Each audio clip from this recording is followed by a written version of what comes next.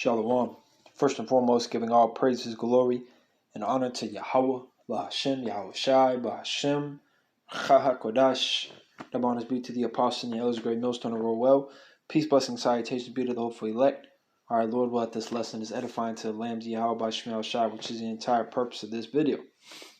All right, I'm just going to go ahead and cover something real quick.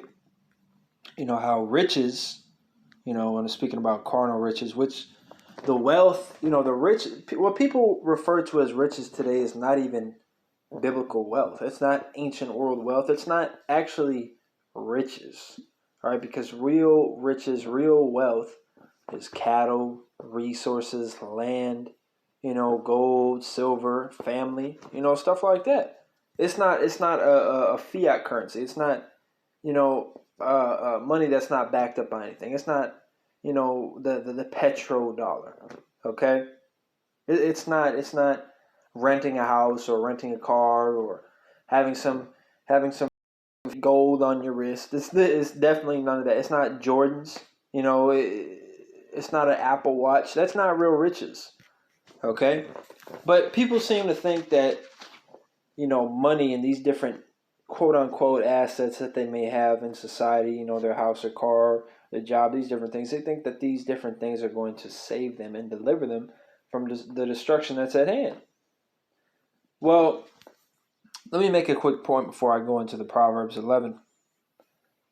Because the richest men on the planet are the elites, which are the so-called Illuminati, the left-hand side elect, right? They're the leaders of the wicked, right? They have the most riches on the planet Earth. They actually have land and wealth and resource. And even those things, even ancient wealth, even the real definition of wealth is not going to save you from the coming destruction. All right, case in point, let me get it.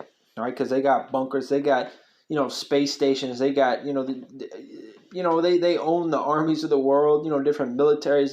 They have all the power, that a carnal man could wish for on this side. Which, of course, we know they abuse that power and they're wicked, right? But this is Amos chapter 9, verse 2. It says, though they dig into hell, then shall mine hand take them. Though they climb up into heaven, or Salaki, though they climb up to heaven, thence will I bring them down. So not even the elite Edomites, not even the Rothschilds or Rockefellers, the Oppenheimers, not, Bill Gates, these different guys, they're not going to be able to escape judgment. So how much more, people that make $15 an hour, $20 an hour, people that may have a 10K in their bank account, it's not going to save you, bro. Okay? Because at the end of the day, first of all, you're not bribing the Most High with money, and there's nothing you can buy that's going to prepare you, for the worst time to come upon the planet. There's nothing you can buy that's going to get you from point A to point B in the scenarios that we read about in the Bible that's coming very soon, that we're in the beginning of right now. The beginning of sorrows, Jacob's trouble, Jeremiah 30:7. There's nothing that money can buy you for that. All right, it tells you in Isaiah 33:6, wisdom and knowledge shall be the stability of thy time. You can't via the Holy Spirit from Yahweh Bahashem Yahweh Shai. All right, but that's the case in point. If the elites aren't going to get saved, even though they have unlimited riches in this world, what does that show you? That riches is not going to profit you. It's not going to save you. Okay?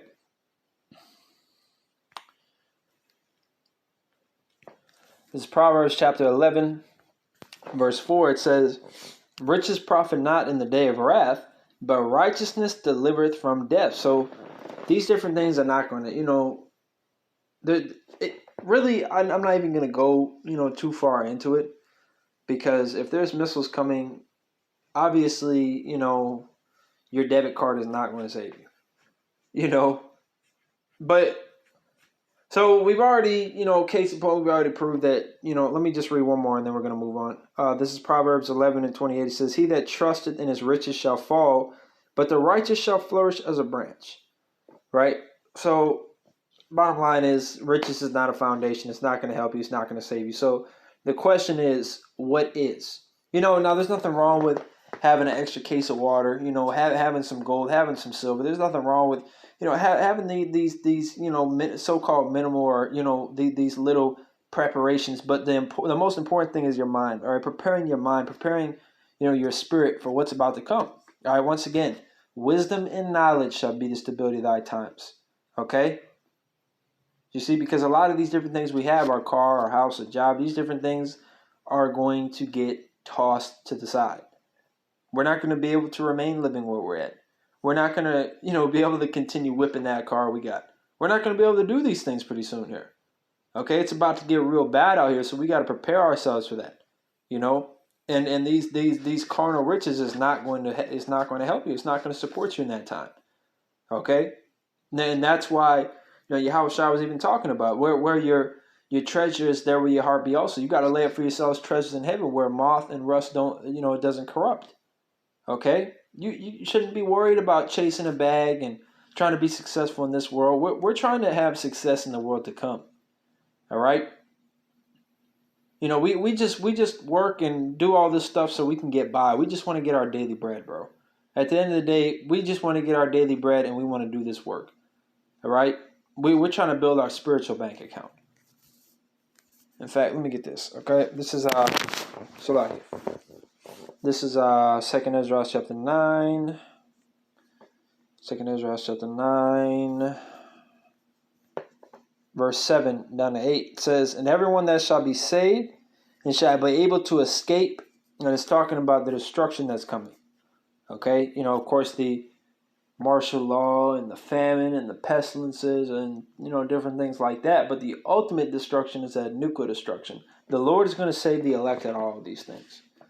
Okay, 2nd Ezra 9 and 7, it says, and everyone that shall be saved and shall be able to escape by his works and by faith whereby ye have believed shall be preserved from the said perils, and shall see my salvation in my land and within my borders, for I have sanctified them for me from the beginning.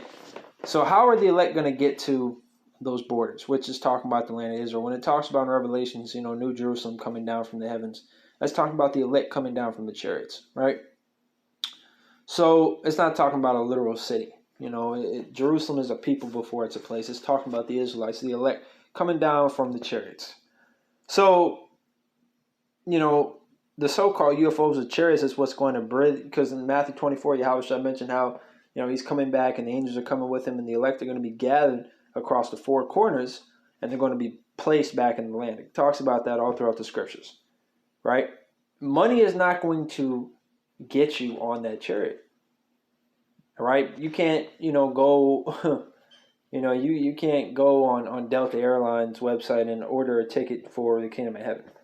You see, you can't buy your way into the kingdom of heaven. You can't get yourself on a chariot with your money. No, come pick me up, look how much money I got. It's not going to happen. So that's when you need to evaluate yourself and make sure that you're not putting, we understand money is a defense and we understand money has its role and it's important, right? But money should not be the first thing on your mind. You shouldn't be putting your job before this ministry. You shouldn't be putting money before this ministry.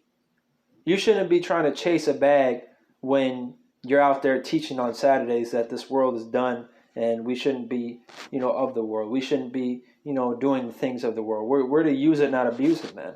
If you're chasing a bag, you're trying to get rich, you're trying to, there's nothing wrong with brothers gaining rich. There's nothing wrong if brothers got, but if your mindset, your goal is set on, okay, I need to get a bag, I'm trying to get rich, I'm trying to be the next Drake, I'm trying to, do this, I'm trying to do that, I'm trying to, buy a house and a boat and an island. Like, that's not the mentality to have, man.